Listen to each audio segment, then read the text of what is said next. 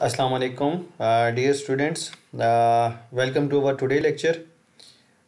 In previous lecture, we have discussed about law of demand, law of supply. जो पिछले हमारा lecture था उसके अंदर हमने law of demand, law of supply को डिस्कस किया और ग्राफिकली हम लोगों ने ये चेकआउट किया था कि how to determine the equilibrium price and equilibrium quantity. In our today lecture, we will discuss that how to calculate equilibrium price and equilibrium quantity through some mathematical equations.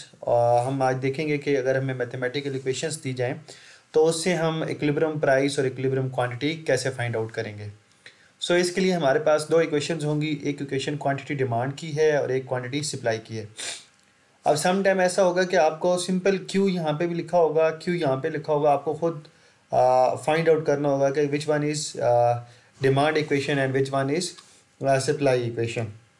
सो आपको कैसे पता चलेगा? जैसे हमने पहले प्रीवियस लेक्चर के अंदर discuss किया है कि demand and price have negatively related. तो जिस इक्वेशन में प्राइस के साथ नेगेटिव साइन आ रहा होगा that would B quantity demand equation, and in which equation the price have positive sign, so it means that equation must be of supply equation because supply and price both have positive relationship. so जिस equation में price के साथ positive sign आ रहा होगा वो quantity supply की होगी और जिस इक्वेशन में प्राइस के साथ नेगेटिव साइन आ रहा होगा वो डिमांड की इक्वेशन होगी. तो अब हमारे पास दो इक्वेशन है, क्वांटिटी डिमांड भी है, क्वांटिटी सप्लाई भी है. यहाँ पर ये 100 आपका इंटरसेप्ट है, यहाँ पर 28 इंटरसेप्ट है, यहाँ 6 इसकी स्लोप है, यहाँ इसकी जो 3 है ये स्लोप है फॉर सप्लाई और ये पॉजिटिव है, ये नेगेटिव स्लोप होती है. अब इसके बाद इस क्वेश्चन के अंदर हमने फाइंड आउट करना है equilibrium price and equilibrium quantity. तो सबसे पहला काम हमने जो करना है वो ये है कि we have to equate both of these equation, quantity demand and quantity supply. So let's do it. सबसे पहले हम क्वांटिटी डिमांड और क्वांटिटी सप्लाई की इक्वेट करते हैं. यहाँ पर हमने क्वांटिटी डिमांड की इक्वेशन लिखी, यहाँ पर हमने क्वांटिटी सप्लाई की इक्वेशन लिखी. इसके बाद हमने सिंपली क्या किया कि जो न्यूमेरिकल थे उनको एक तरफ ले गए और जो वेरिएबल के साथ थे उनको हमने एक तरफ, यानी कि पी को एक तरफ लेके और जो कांस्टेंट थे वो एक तरफ चले गए. ये +28 था, उधर जाकर -28 हुआ, 100 - 28 72 आ गया. ये -6 था, इधर आके +3p हुआ, तो then it will become 9p. So अब ये यहाँ पर 9 इसके साथ मल्टीप्लाई हो रहा है. जब हम इसको यहाँ से सेपरेट करेंगे तो दूसरी तरफ जाके डिवाइड हो जाएगा. तो 72/9 = 8. ये हमारे पास इक्विलिब्रियम प्राइस आ गई. अब हमने इस इक्विलिब्रियम प्राइस को क्या करना है, इन डिमांड और सप्लाई की दोनों इक्वेशंस के अंदर हमने इसको पुट करना है. तो और दोनों से आंसर सेम आएगा तब भी हमारे पास इक्विलिब्रियम प्राइस होगी. अब यहाँ पर ये देखें, हम लोगों ने इसको ये क्वांटिटी डिमांड की इक्वेशन के अंदर पुट ऑन किया, पी की जगह पर 8 को पुट किया और इसको सॉल्व आउट किया, तो ये हमारे पास क्वांटिटी डिमांड आ गई 52. अब सिमिलरली हम इस पी की वैल्यू को प्राइस वाली इक्वेशन में भी पुट, सप्लाई वाली इक्वेशन में पुट करेंगे. तो सप्लाई वाली इक्वेशन क्या है, QS = 28 + 3p and we have the value of P which is 8. तो P की जगह पर 8 पुट ऑन करेंगे एंड 3 × 8 24 हो जाएगा. 28 + 24 करेंगे तो ये 52. तो quantity demand and quantity supply both are equal. So इस तरीके से मैथमेटिकली हम क्वांटिटी डिमांड और क्वांटिटी सप्लाई की वैल्यूज़ को फाइंड आउट करेंगे. अब यहाँ पे एक मैंने फार्मूला लिखा हुआ है इलास्टिसिटी ऑफ डिमांड का. बेसिकली इलास्टिसिटी के जो टॉपिक है इसको अभी हम फर्दर आगे मज़ीद भी डिस्कस करेंगे, लेकिन यहाँ पर एक चीज़ आपको मैं बताना चाहूँगा कि इलास्टिसिटी ऑफ डिमांड का फार्मूला है dQ/dP × P/Q. यानी कि आपने डेरिवेटिव लेना है क्वांटिटी डिमांड का विद रिस्पेक्ट टू प्राइस और ये जो P आपने अभी फाइंड आउट किया था वो आ जाएगा और क्वांटिटी जो आपकी इक्विलिब्रियम क्वांटिटी आई है. अब चूँकि हम इंटरेस्टेड हैं to find out the elasticity of demand, so we have to take the derivative of demand equation. अब यहाँ पर आप देखेंगे आपके पास जो डिमांड की इक्वेशन है दैट इज़ QD = 100 - 6p.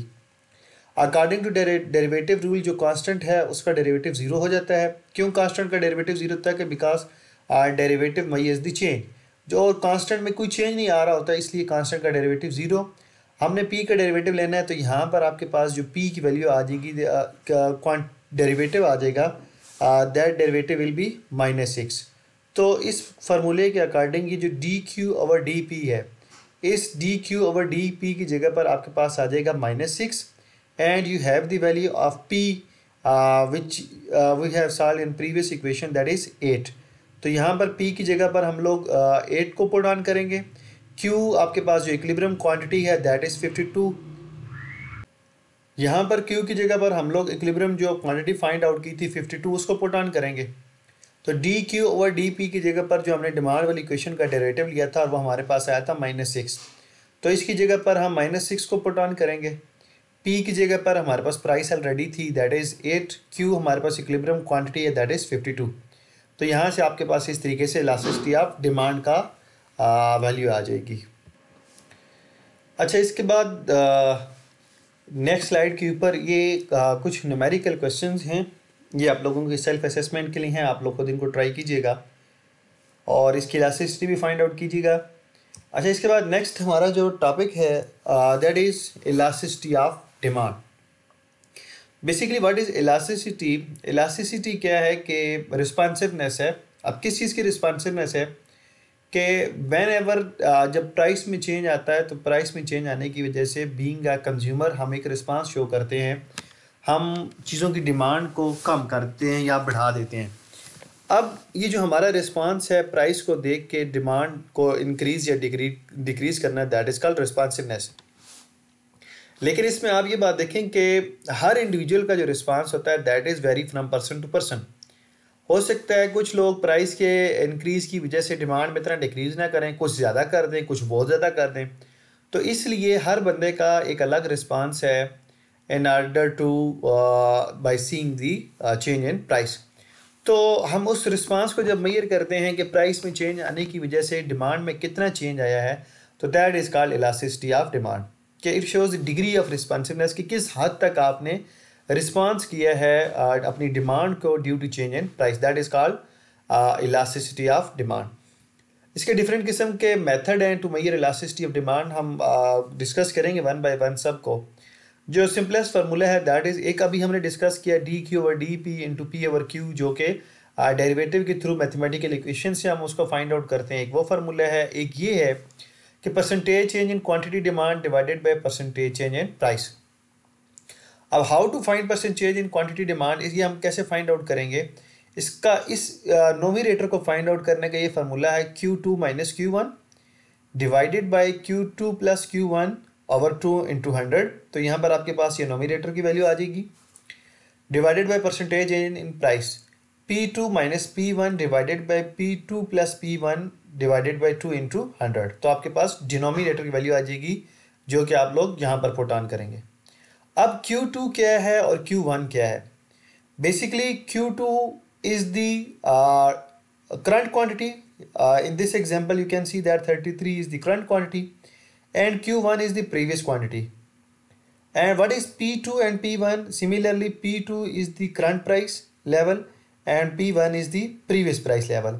तो सिंपली यहाँ से आपके पास कोई भी टेबल्स के अंदर जो वैल्यू दी होगी, जो भी करंट होगी वो आपके पास 2 में आएगा और जो प्रीवियस होगी वो आपके पास 1 में आ जाएगा। कुछ जगहों पर यहाँ पे Q1 माइनस Q0 भी लिखा होता है, Q2 माइनस Q1 भी होता है, तो एक सेम ही बात है। जो आपके पास करंट वैल्यू होगी वो यहाँ पर आपके पास आएगी और जो प्रीवियस है वो Q1 या Q0 आपके पास आएगी। तो यहाँ पर आप इस फार्मूले की जगह पर ये वैल्यूज पुट ऑन करेंगे तो आपके पास इलास्टिसिटी ऑफ डिमांड आ जाएगा अकॉर्डिंग टू दिस फार्मूला। ये आपको परसेंटेज चेंज बता देगा कि प्राइस में कितने परसेंट चेंज आने की वजह से डिमांड में कितना परसेंट चेंज आया। अब इसके बाद नेक्स्ट है there are different types of elasticities, inelastic demand, perfect inelastic demand, perfect elastic demand and unit elastic demand. अब हम वन बाय वन इन सबको डिस्कस करते हैं कि इन इलास्टिक डिमांड क्या है, इलास्टिक क्या है एंड सो ऑन। सो सबसे पहले हम डिस्कस करते हैं what is mean by in elastic demand. In elastic demand ये है कि जब आपकी प्राइस में ज़्यादा चेंज आए एज़ कम्पेयर टू डिमांड, यानी कि हम ऐसे कहेंगे कि आपकी प्राइस में 10% का चेंज आया लेकिन उसकी वजह से जो आपकी क्वांटिटी है उसमें ओनली 5% या 2% या 3%, बट लेस देन 10%। अगर आपकी प्राइस में 10% का चेंज आता है और आपकी डिमांड में 10% से कम का चेंज आता है तो that is called inelastic demand. When there is more change in price but less change in demand, that is called inelastic demand. और उस केस में जो आपकी इलास्टिसिटी का आंसर आएगा that would be less than 1। अब यहाँ पर देखें इस एग्जांपल के अकॉर्डिंग प्राइस में चेंज आया है 40% और जो डिमांड में चेंज आया है दैट इज़ 10%। तो फार्मूले के according percentage change in quantity divided by percentage change in price. तो परसेंटेज इन क्वांटिटी कितना है 10 और परसेंटेज चेंज इन प्राइस कितना है 40। तो 10 डिवाइडेड बाई 40 करेंगे तो आपके पास जो आंसर आएगा वो लेस देन 1 आएगा, यानी पॉइंट्स में आएगा। तो ये आपके पास जब इन इलास्टिक होगा तो आपके पास आंसर ऑलवेज लेस देन 1। और इस केस में जो आपका ये जो डिमांड कर्व बनेगा दैट इज बिली स्टीपर, ये स्टीपर होने की कोशिश करेगा। ठीक है, तो ये आपके पास इन इलास्टिक डिमांड कर्व है। The next one is elastic demand. Elastic demand बिल्कुल अपोजिट है इन इलास्टिक के। इलास्टिक डिमांड में क्या है कि आपकी प्राइस में कम चेंज आएगा but there will be more change in demand, और इस केस में जो आपकी इलास्टिसिटी होगी वो ग्रेटर देन 1 होगी। लेट्स से आपकी प्राइस में चेंज आता है 5% का, लेकिन आपकी डिमांड 5% से ज़्यादा रेशियो से बढ़ेगी। Let's it might be 10%, it might be 20%, but more than 5%। अगर आपकी प्राइस में 5% का चेंज आता है तो डिमांड में जो चेंज आएगा वो मस्ट बी ग्रेटर देन दी 5%। तो उस केस को हम बोलेंगे यहाँ पर ये जो आपकी पर्टिकुलर गुड की डिमांड है that is called elastic demand, और इस केस में जो आपके पास इलास्टिसिटी का आंसर आएगा that would be greater than 1। अब यहाँ पर देखें ये जो प्राइस में चेंज है, प्राइस आपकी हुई है 50 to 60 और आपकी क्वांटिटी में चेंज आया है 100 से 50। अगर इसको मैं सिंपल परसेंटेज के अलावा यूनिट में मेजर करना चाहूँ तो देखिए यहाँ पे प्राइस में चेंज आया है 10 यूनिट्स का और क्वांटिटी में चेंज आया है 50 यूनिट्स का। तो प्राइस में जो चेंज है स्मॉलर है लेकिन जो क्वांटिटी में चेंज है वो ग्रेटर है। तो इस वजह से जो आपके पास इलास्टिसिटी का आंसर आएगा that would be greater than 1। अब मतलब ये कोई एक ऐसी चीज़ थी कि जिसमें हल्का सा प्राइस में चेंज आने की वजह से कंज्यूमर ने बहुत ज़्यादा रिस्पॉन्स कर दिया। अब यहाँ पर अगर आप ये देखें तो इस वक्त ये जो कर्व है ये फ्लैटर हो रहा है। तो इलास्टिक डिमांड कर्व में आपके पास जो डिमांड कर्व बनेगा वो फ्लैटर होगा। फ्लैटर का मतलब क्या है कि ये हॉरिजेंटल होने की कोशिश करेगा, और स्टीपर का मतलब क्या है, जो प्रीवियस हमने डिस्कस किया था, स्टीपर के केस में ये वर्टिकल होने की कोशिश करेगा। Next one is perfect inelastic demand. Perfect inelastic demand के केस में क्या है कि आपकी प्राइस में चेंज आ रहा होगा but there is no change in quantity demand. आपकी प्राइस में भी इंक्रीज कर रही होगी, में भी डिक्रीज कर रही होगी, लेकिन आपकी जो क्वांटिटी है वो किसी एक ही पॉइंट पर खड़ी रहेगी। लेकिन रियल लाइफ के अंदर आपको परफेक्ट इन इलास्टिक की डिमांड की एग्जांपल कहीं पर भी नज़र नहीं आती, क्योंकि अगर ऐसा हो कि जैसे कि यहाँ पर स्लाइड के अंदर मैंने एक्सप्लेन किया, आप इसको रीड आउट कर लीजिएगा। परफेक्ट इन इलास्टिक का मतलब ये है कि भाई प्रोड्यूसर जो मर्जी चार्ज करता जा रहा है प्राइस, आप उसको आप मजबूरी है कि आपको लेना ही लेना पड़ती है। अगर ऐसा हो तो वो तो पूरी मार्केट को डिस्टॉर्शन क्रिएट कर देंगे और वो जितनी मर्जी प्राइस चार्ज करें हमें लेना पड़ेगी। इसलिए रियल लाइफ के अंदर कोई भी एग्जांपल परफेक्ट इन इलास्टिक की नहीं है, लेकिन कुछ क्लोज उसके बिल्कुल जाती हैं जिनको हम कहते हैं जी भाई ये परफेक्ट इन इलास्टिक की एग्जांपल्स में आ जाती हैं। फॉर एग्जांपल जैसे कि पेट्रोल है, ये गैस है, तो उसकी प्राइस जितनी मर्जी बढ़ती चली जाए वो हमारी मजबूरी होती है, हमने उसको परचेज करना होता है because we have to travel and for travelling we need petrol और CNG। सो इसलिए हम ये कहते हैं कि ये जो ऐसी गुड्स है ना, इसकी आपकी प्राइस जितनी मर्जी बढ़ भी जाए तो फिर भी आप इनको परचेज कर लेते हैं, लेकिन रियल लाइफ के अंदर परफेक्ट एंड इलास्टिक एग्जाम्पल नहीं है, उसके क्लोज एग्जाम्पल नजर आती हैं। ठीक है, इसके बाद नेक्स्ट है परफेक्ट इलास्टिक डिमांड। अब ये अपोजिट है परफेक्ट इन इलास्टिक के। परफेक्ट इन इलास्टिक में ये था कि आपकी प्राइस चेंज हो रही थी लेकिन डिमांड में चेंज नहीं आ रहा था। परफेक्ट इलास्टिक उसके अपोजिट है, इसमें प्राइस कांस्टेंट है लेकिन इसमें जो आपकी डिमांड है वो बढ़ती चली जाएगी, और इस केस में जो आपका ये कर्व बनेगा दैट वुड बी हॉरिजेंटल। ठीक है, और इस केस में जो आपकी परफेक्ट इलास्टिसिटी होगी दैट वुड बी इनफाइनाइट। ठीक है, इसको भी हम नेक्स्ट डिस्कस कर लेंगे कि ये इनफाइनाइट इसे क्यों कह रहे हैं, वो एक फार्मूला है, नेक्स्ट स्लाइड्स के अंदर मैं आपसे वो शेयर कर देता हूँ और वो मैं उसको टोटली एक्सप्लेन भी करता हूँ। The last type of elasticity that is called unit elastic demand. Unit elastic में क्या है कि जितना परसेंट चेंज आपकी प्राइस में आएगा उतना ही परसेंट चेंज आपकी डिमांड में आएगा। मसलन अगर 10% चेंज प्राइस में आ रहा है तो 10% चेंज डिमांड में आएगा, और इस केस में जो आपकी इलास्टिसिटी होगी वो that would be equals to 1, क्योंकि 10 डिवाइडेड बाई 10 करेंगे तो आपके पास 1 आएगा, दोनों में सेम परसेंटेज चेंज आ रहा है, तो इस केस में आपके पास जो इलास्टिसिटी होगी वो हमेशा इक्वल्स टू 1 आएगी। अब हम एक ही ग्राफ के ऊपर इन सब चीज़ों को मेजर करते हैं कि अगर एक ये हमारे पास डिमांड कर्व है, इस डिमांड कर्व के ऊपर हमने देखना है कि 0 कहाँ है, इन्फिनिटी कहाँ है, लेस देन 1 कहाँ है, ग्रेटर देन 1 कहाँ है, इक्वल्स टू 1 का है, तो हम उसे कैसे करेंगे। अब ये देखें कि अगर हम इसको देखें कि ये एक हमारे पास डिमांड कर्व है और ये इसका मिड पॉइंट है, हम ये कहते हैं कि इस मिड के ऊपर जो इलास्टिसिटी है दैट इज इक्वल टू 1। अब हमें अगर ये पता चल जाए कि ज़ीरो कहाँ है तो हम ये बता सकते हैं, अगर लेट से यहाँ पे जैसे सॉल्व हुआ है ज़ीरो है, ज़ीरो कैसे है मैं वो बता देता हूँ कि यहाँ ज़ीरो है और यहाँ 1 है, तो ऑब्वियसली बात है कि ज़ीरो के 1 के दरमियान में जितनी भी वैल्यूज़ होंगी that would be less than 1। और अगर यहाँ इन्फिनिटी है और यहाँ 1 है तो 1 और इन्फिनिटी के दरमियान में जितनी वैल्यूज़ होंगी that must be greater than 1। तो हमने सिर्फ ये देखना है कि ज़ीरो कहाँ है और इन्फिनिटी, तो बाकी वैल्यूज़ हमारे पास ऑटोमेटिकली खुद आ जाएंगी। लेकिन हमने सबसे पहले कहा कि इस मिड पॉइंट के ऊपर जो इलास्टिसिटी है दैट इज इक्वल टू 1। अब हम पहले इस पॉइंट को डिस्कस कर लेते हैं। आप देखें कि इस एक्सिस के ऊपर हमने प्राइस को रखा हुआ है, इस एक्सिस के ऊपर हमने क्वांटिटी डिमांड को रखा हुआ है। अब आप ये देखें कि ये वाला जो एक स्पेसिफिक पॉइंट है, इस पॉइंट के ऊपर जो आपकी क्वांटिटी है दैट इज मैक्सिमम। इस एक स्पेसिफिक पॉइंट के ऊपर अगर आप प्राइस देखते हैं तो that is zero maximum quantity, और इस मैक्सिमम क्वांटिटी के ऊपर यहाँ पर ये आपके जो पास जो प्राइस है दैट इज ज़ीरो। अब अगर हम इन वैल्यूज़ को फार्मूले में पुट करते हैं तो हमारे पास आंसर इस पॉइंट के लिए इलास्टिसिटी ज़ीरो आ जाएगा। इलास्टिसिटी का फार्मूला है D Q over D P into P over Q. आप ये देखें कि ये चेंज कुछ भी हो, आप कुछ चेंज ले लें, 10 ले लें, 20 ले लें, चेंज कुछ भी है, आपने ये दो वैल्यूज़ पुट करनी है पी और क्यू की। अब इस पॉइंट पर अगर आप देखें तो आपके पास क्वांटिटी क्या है, मैक्सिमम है। लेट से मैं इसकी जगह पर 1000 पुट करता हूँ। पी क्या है, ज़ीरो, क्योंकि मैक्सिमम क्वांटिटी और इस मैक्सिमम क्वांटिटी के अगेंस्ट जो प्राइस है दैट इज ज़ीरो। तो zero divided by something is zero, और उसको मल्टीप्लाई करेंगे तो ये सारा ज़ीरो हो जाएगा।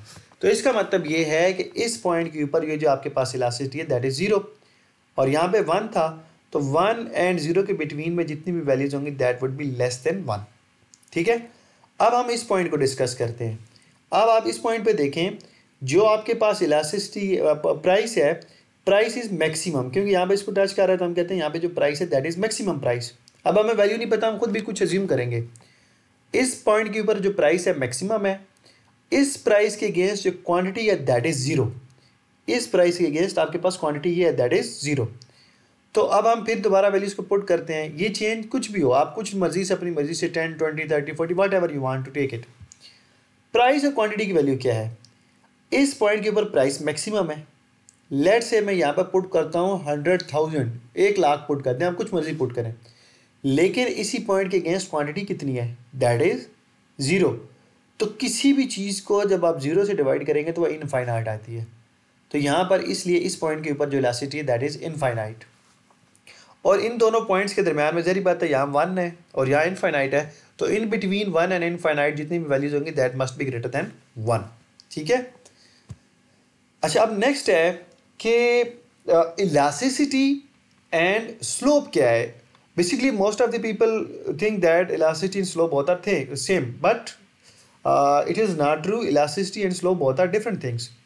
बेसिकली जो आपके पास इलास्टिसिटी है, elasticity measures the relative change and slope measures the absolute change. और अगर आप इलास्टिसिटी का फार्मूला देखें तो ये है D Q over D P into P over Q, और आपके पास स्लोप सिंपल क्या है, चेंज को मेजर कर रही है, तो ये चेंज है D Q over D P. तो स्लोप बेसिकली एक स्मॉल पार्ट है इलास्टिसिटी का, जबकि इलास्टिसिटी आपको रिलेटिव चेंज मेजर कर रही होती है। इसको एक एग्जांपल से कैसे करते हैं, देखें अगर एक पर्सन ए है और पर्सन बी है, हम ये कहते हैं कि पर्सन ए ने भी 10,000 का टैक्स पे किया, पर्सन बी ने भी 10,000 का टैक्स पे किया। तो ये जो हम बात कर रहे हैं ये हम एब्सोल्यूट बात कर रहे हैं, ये स्लोप की बात कर रहे हैं। अब देखने में तो ये नज़र आ रहा है दोनों ने सेम टैक्स पे किया, 10,000 इसने दिया, 10,000 दूसरे ने दिया, लेकिन जब हमें ये पता चलेगा कि एक ने कितनी इनकम से 10,000 दिया, दूसरी ने कितनी इनकम से 10,000 टैक्स पे किया, तो फिर हमें सही जो एक्चुअल सिनेरियो समझ आएगा। जैसे कि एक बंदे ने 20,000 में से 10,000 टैक्स पे किया, एक बंदे ने 1,00,000 में से 10,000 टैक्स पे किया, तो अब आप देखें टोटल सिनेरियो डिफरेंट हो गया है। पहले हम ये कह रहे थे कि दोनों ने सेम, लेकिन अब हम जब हमें वैल्यूज़ पता चली हैं तो अब हमें नज़र आ रहा है कि भाई जो 20,000 वाला है उसने 10,000 पे किया तो उसने ज़्यादा बर्डन बियर किया है, 1,00,000 वाले ने 10,000 बियर किया जब टैक्स पे किया है तो उसने कम बर्डन बियर किया है। तो that is difference between elasticity and slope. तो हमारे आज के लेक्चर में इतना ही। अगर यहाँ तक आपका कोई भी क्वेश्चन हो तो आप मुझसे पूछ सकते हैं कमेंट्स के अंदर। और सिमिलरली ये जो हमने सारा इलास्टिसिटी फाइंड की है फॉर डिमांड, और यही सारे केसेस भी हैं इलास्टिसिटी ऑफ सप्लाई के लिए भी, तो आप उनको खुद गो थ्रू कीजिएगा। अगर किसी के जहन में कोई भी क्वेश्चन आता है तो then you can ask me.